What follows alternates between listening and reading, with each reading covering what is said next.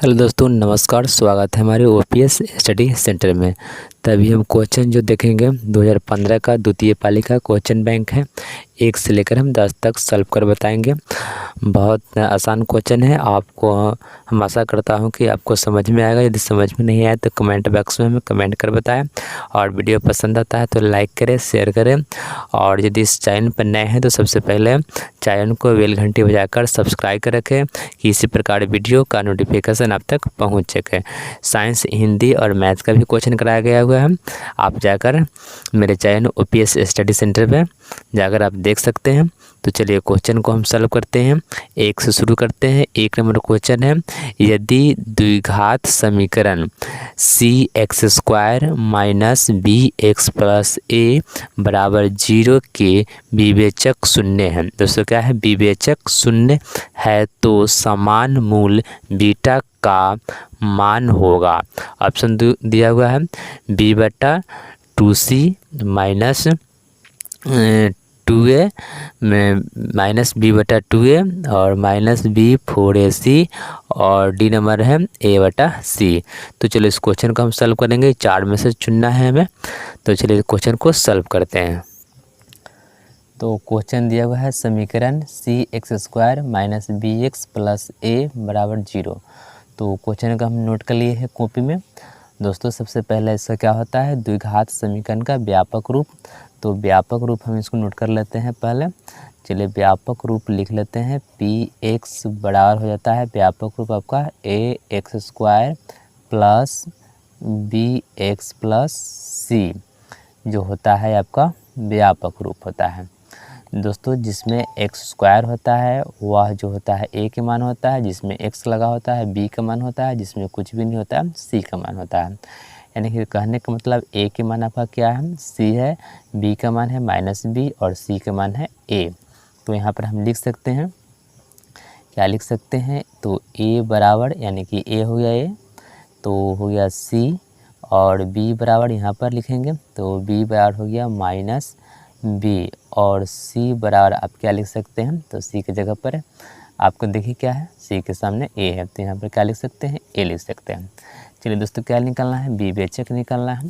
तो विवेचक बराबर एक सूत्र होता है जो हम लिख देते हैं। सूत्र होता है जिसको डी से लिखा जाता है, हो जाता है B square minus 4ac, 4ac होता है। और चलिए तो b के मान हम देखेंगे क्या है? माइनस बी है तो यहाँ पर हम माइनस बी का होल स्क्वायर लिखेंगे माइनस 4, और a के मान क्या है? तो a के मान c, तो यहाँ पर क्या लिखेंगे? c, और c के मान क्या है मेरा? यहाँ देखिए a, तो c की जगह पर a लिख देंगे। अब क्या होगा? इसको स्क्वायर करेंगे तो प्लस का हो जाएगा, तो बी स्क्वायर माइनस 4ac बराबर 0 करेंगे। क्यों 0 करेंगे? तो विवेचक जो है आप बुक में देख सकते हैं विवेचक शून्य है तो 0 कर दिए, 0 के बराबर होता है। चलिए आप इसको भी कर सकते हैं। चलिए इसमें कर दिए। अब क्या होता है? इसके बाद मूल निकालेंगे। मूल निकालेंगे तो मूल बराबर यह भी सूत्र होता है minus B plus minus root under e, जो होता है डी बटा क्या होता है? 2a होता है। इसको आप याद कर लीजिएगा अच्छी रंग से। चलिए मूल को आप x भी लिख सकते हैं, तो माइनस बी का minus B plus minus root under, ये हो गया रूट अंडर, और d के मान क्या आया? देखिए बी स्क्वायर माइनस 4ac बराबर 0। तो यहाँ क्या लिख देंगे? यहाँ लिखेंगे बी स्क्वायर माइनस 4ac और बट्टा क्या हो जाएगा? 2, और यहाँ क्या है? a, तो a के मान क्या है मेरा? देख सकते हैं a के मान c है, इसके जगह पर क्या लिख देंगे? c। चलिए तो इसको सलूशन करेंगे हम। तो यहाँ पर जो होता है एक बाहर का माइनस होता है जो यहाँ छूट गया है, लिखे हुए हैं, और ये माइनस जो है b का मान माइनस में ही है तो इस माइनस से इस माइनस में ही प्लस हो जाएगा। तो ये प्लस का b हो गया प्लस माइनस रूट अंडर का रूट अंडर लिखेंगे, और यहाँ देखेंगे minus B square minus 4ac बराबर क्या है आपका? 0 है, यानी इसके बराबर 0 है, शून्य है। तो इसके जगह पर क्या लिख देंगे? 0 लिख देंगे, और बट्टा क्या हो जाएगा 2c, c से गुना करेंगे तो 2c हो जाएगा। चलिए आपको इतना तक तो समझ में आ गया होगा। अब क्या करेंगे तो b का b रहेगा प्लस माइनस और 0 का वर्गमूल 0 हो जाएगा और बट्टा 2c हो जाएगा। तो इसको जोड़ेंगे तो क्या हो जाएगा दोस्तों, आपको आ जाएगा b बट्टा 2c, यानी कि बीटा का जो मान आपका आया इसको लिख सकते हैं बीटा बराबर आ गया b बट्टा 2c। तो आपका ऑप्शन नंबर जो हो जाएगा, आप इसमें से देख लीजिए आपका ऑप्शन कौन सा हो जाएगा दोस्तों। तो आपका ऑप्शन नंबर हो जाएगा ए नंबर सही आंसर हो जाएगा दोस्तों। क्या होगा ऑप्शन नंबर ए। तो इस प्रकार सलूशन कर लिए दोस्तों। दूसरा नंबर क्वेश्चन है a square p square x square minus q square बराबर 0 के मूल होगा। दोस्तों क्या करना है, मूल ज्ञात करना है, यानी कि स्क्वायर है तो ए के मान दिया हुआ है इसमें। चलिए तो इसको हम मूल कैसे निकालते हैं, आपको ऑप्शन दिया हुआ है इसमें से चुनना है। चलो तो क्वेश्चन पहले हम लिख लेते हैं। क्वेश्चन नंबर जो हो जाएगा आपका 2 दिया हुआ है इसमें ए स्क्वायर, उसके बाद है P square x square minus q square बराबर 0 दिया हुआ है। चलो तो ए स्क्वायर का ए स्क्वायर रहने देते हैं, पी स्क्वायर का पी स्क्वायर और एक्स स्क्वायर का एक्स स्क्वायर, इसको बराबर के उस पर भेज देते हैं। तो क्या हो जाएगा, इधर था माइनस का तो इधर हो जाएगा 0 के उस पर जाएगा तो प्लस का हो जाएगा, तो प्लस का हो जाएगा क्यू स्क्वायर। चलिए तो एक्स स्क्वायर अपने जगह पर रहने देते हैं और ये गुना में है तो इधर चल जाएगा भाग में हो जाएगा। तो क्यू स्क्वायर का क्यू स्क्वायर बट्टा ये हो गया ए स्क्वायर और ये हो गया पी स्क्वायर।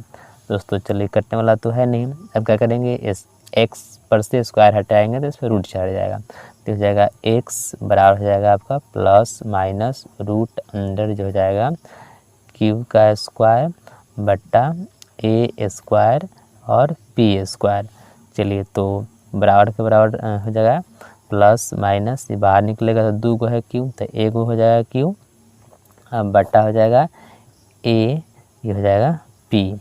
तो ऑप्शन नंबर हम चुन लेंगे। तो ऑप्शन नंबर जो होगा आपका इस प्रकार हो जाएगा डी नंबर। देखिए plus minus P A P आया हुआ है, तो Q A P plus minus है। तो इस प्रकार आपका क्वेश्चन ये भी सॉल्व हो गया। ऑप्शन नंबर क्या होगा, तो ऑप्शन नंबर हो जाएगा आपका डी। उसी प्रकार क्वेश्चन नंबर 3 है, यदि अर्धवृत्त का व्यास 14 सेमी है तो अर्धवृत्त की परिधि क्या होगी। दोस्तों अर्धवृत्त का व्यास दिया हुआ है, तो सबसे पहले यहाँ नोट करते हैं क्वेश्चन नंबर जो होगा आपका 3। अर्धवृत्त का व्यास जो है, अर्धवृत्त का व्यास, अर्धवृत्त का व्यास कितना है 14 सेंटीमीटर है। तो व्यास दिया है तो सबसे पहले क्या निकालेंगे, त्रिज्या निकालेंगे। तो त्रिज्या बराबर होता है व्यास बटा 2, यानी कि कितना जाएगा 7। आर का मान कितना है 7। दोस्तों तो क्या कर रहा है, अर्धवृत्त की परिधि निकालना है। तब वृत्त की परिधि होता है क्या होता है, वृत्त की परिधि होता है 2πr। तो यहाँ अर्धवृत्त की परिधि निकालना है, यानी कि आधा के निकालना है। अर्धवृत्त का परिधि तो क्या होता है 2πr होता है। तो आधा का निकालना है, तो आधा का निकालना है यानी कि 2 से भाग दे देंगे तो क्या हो जाएगा दोस्तों, 80 से कैंसिल हो जाएगा। तो बच गया क्या आपका πr बच गया। तो पाई का पाई रहेगा और r के मान क्या है 7। तो पाई का मान क्या होता है, पाई का मान होता है 22/7 गुने 7। तो 7 से 7 कैसे बच गया क्या आपका 22। तो 22 सेंटीमीटर आ गया। ऑप्शन नंबर हम चुन लेंगे। तो ऑप्शन नंबर ए नंबर क्या है 24 सेंटीमीटर, बी नंबर है 22 सेंटीमीटर। दोस्तों हम लोग को क्या आया है 22 सेंटीमीटर, यानी कि आपका आंसर हो जाएगा बी नंबर सही आंसर हो जाएगा। तो इस प्रकार क्वेश्चन 3 भी सॉल्व कर दिए। क्वेश्चन नंबर 4, किसी असममित बंटन का माध्य और माध्यिक क्रमशः 26.8 और 27.9 तो बहुलक होगा। दोस्तों बहुलक निकालना है जिसमें माध्यक और माध्य दे रहा है। चलो क्वेश्चन को हम लिख लेते हैं। दोस्तों क्वेश्चन को नोट कर लिए। माध्यक दिया हुआ है 26.8 और माध्यक दिया हुआ है 27.9। तो बहुलक निकालना है, तो यहाँ सूत्र लिख देते हैं। बहुलक बराबर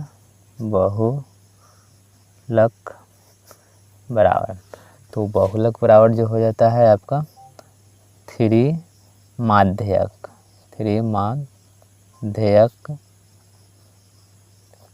-2 माध्य इतना होता है।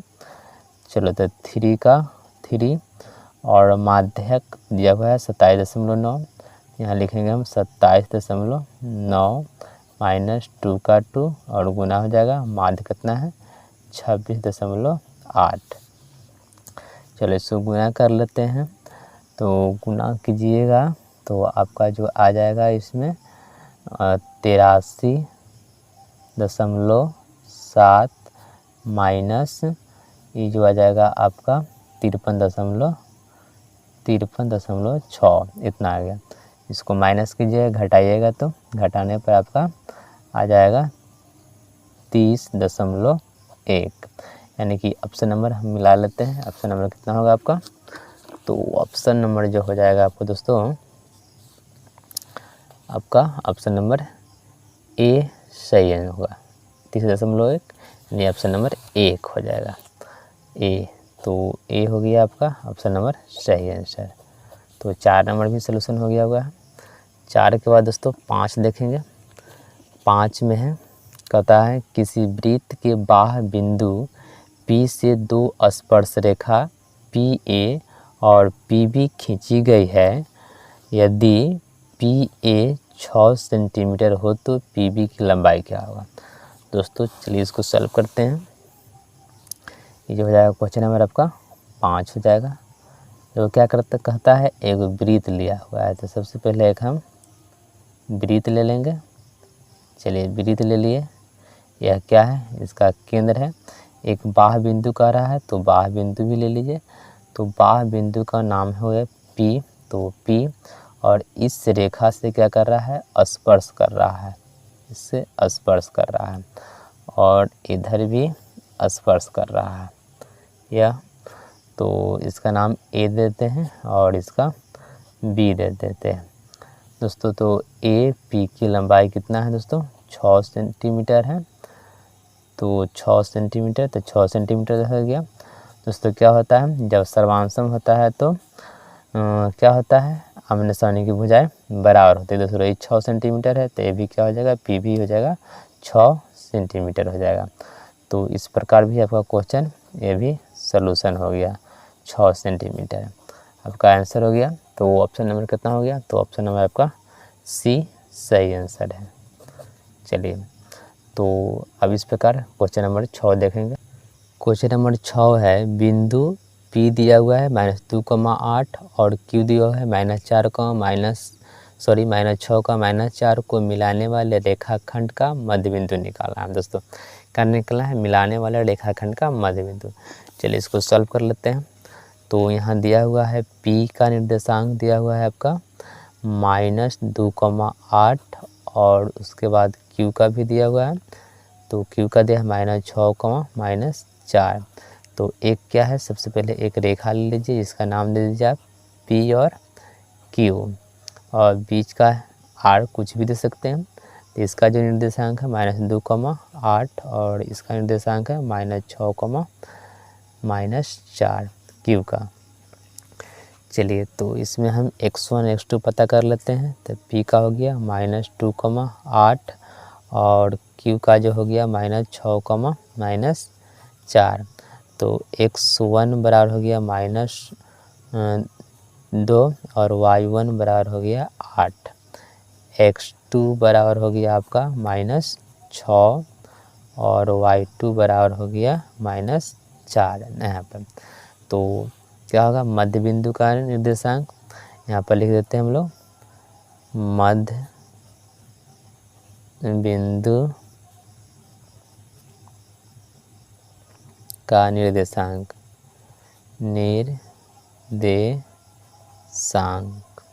तो मध्य बिंदु का निर्देशांक होता है। तो मध्य बिंदु क्या है फिगर में, R।